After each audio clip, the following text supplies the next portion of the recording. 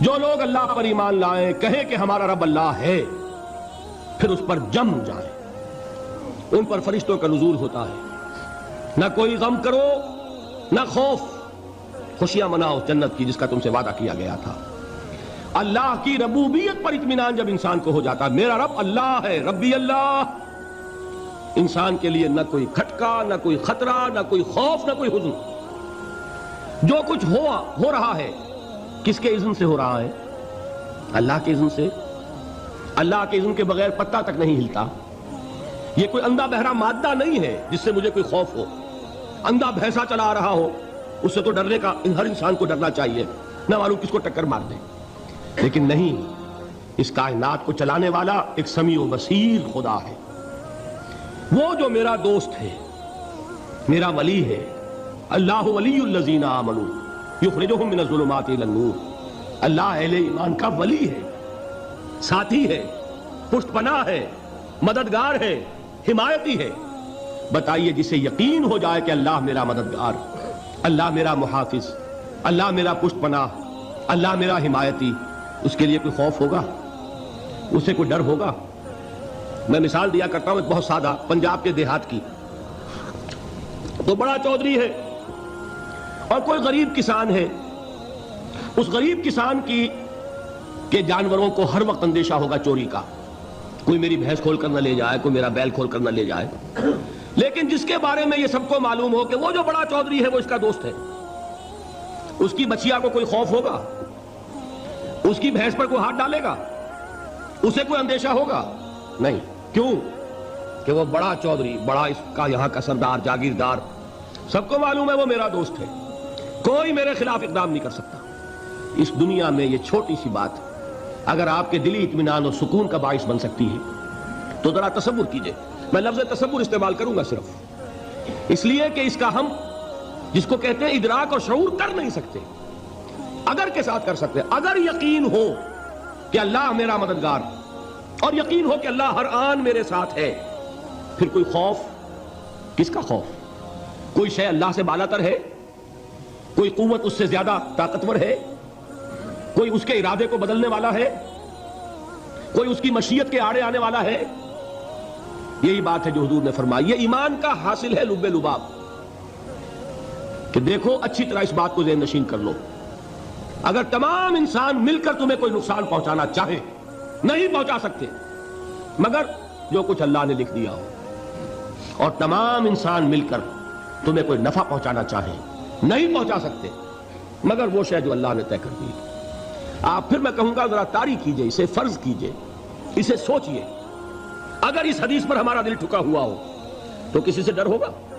یہ مجھے نقصان نہ پہنچا دے، یہ میری رپورٹ خراب نہ کر دے، یہ میری انکریمنٹ نہ رکوا دے، یہ میرا یہ نہ بگاڑ دے، یہ میرے یہ نقصان نہ پہنچا دے۔ اس کا ڈر، اس کا ڈر، اس کا خوف، اس کی خوشامد، اس کے لیے جا کر طرح طرح سے اپنی عزت نفس کو ذلیل کروانا اس کے سامنے، یہ سب کچھ کیوں کرتا ہے انسان؟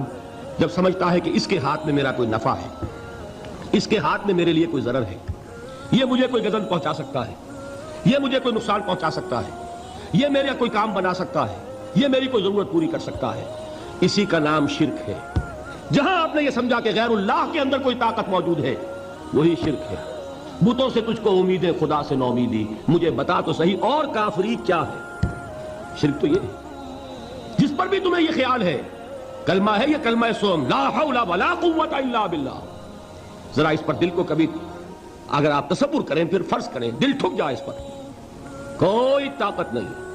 یہی بات تھی جو شیخ عبد القادر جیلانی رحمۃ اللہ علیہ نے اپنی وصیت میں اپنے بچے سے کہی۔ 11ویں دینے والے ہیں لیکن حضرت شیخ عبد القادر جیلانی کی وصیت اور تعلیمات کو کتنے لوگ ہیں کہ جانتے ہو؟ یہ جن مقامات تک پہنچے ہیں وہ کس چیز کی بدولت پہنچے؟ انہوں نے جو پیغام دیا وہ کیا تھا؟ اے میرے بچے، جس طریقے سے قرآن مجید میں حضرت لقمان کی نصیحتیں جو ہے نقل کر دی گئی ہیں، میں یہ عرض کروں گا بالفرض اگر قرآن حضرت عبد القادر جیلانی کے بعد نازل ہوا ہوتا تو شیخ عبد القادر کی یہ نصیحتیں بھی قرآن میں درج ہوتی۔ اتنی اونچی نصیحتیں ہیں۔ اے میرے بچے، اس حقیقت کو ذہن نشین کر لے، لا فاعل فی الحقیقت ولا مؤثر الا اللہ۔ اس کائنات میں نہ کوئی فاعل حقیقی ہے نہ مؤثر حقیقی ہے سوائے اللہ کے۔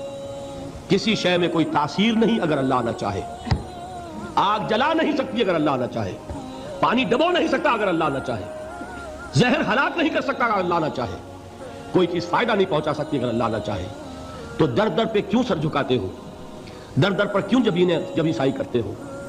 سب کے سامنے کیوں ہاتھ پھیلاتے ہو؟ ایک اللہ سے مانگو، ایک اللہ کے سامنے زمین پر اپنی جبین رکھو. لا فاعل فی الحقیقت ولا مؤثر الا اللہ. نظر آتا ہے ہمیں کہ پانی پیاس بجھا دیتا ہے، پیاس بجھانے کی صلاحیت پانی میں نہیں ہے، اللہ کے اذن سے. کھانا بھوک مٹا دیتا ہے، بھوک مٹانے کی صلاحیت کھانے میں نہیں ہے، اذن رب میں ہے. دیکھیے یہی یقین تھا. حضرت موسیٰ علیہ السلام کا واقعہ یاد کیجئے. سامنے سمندر آ گیا ہے، قوم دیکھتی ہے پیچھے کہ گرد و غبار کا طوفان ہے. معلوم ہوا کہ فرعون اپنے لشکر سمیت آ گیا.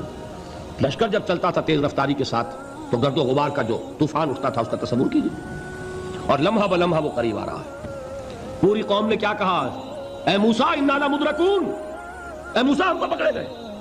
قرآن مجید میں تو یہاں وہ باتیں نہیں لکھی ہیں، لیکن تورات میں یہ درج ہے کہ بنی اسرائیل جھگڑنے لگے، دست و گریبان ہو گئے موسیٰ کے ساتھ.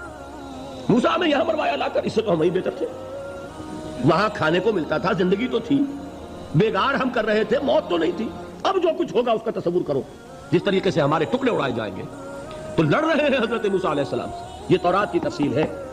قرآن میں صرف اتنا آیا ہے، پریشان ہو کر انہوں نے کہا انا لمدرکون، موسیٰ ہم تو پکڑے گئے. اس وقت موسیٰ کا جواب کیا ہے؟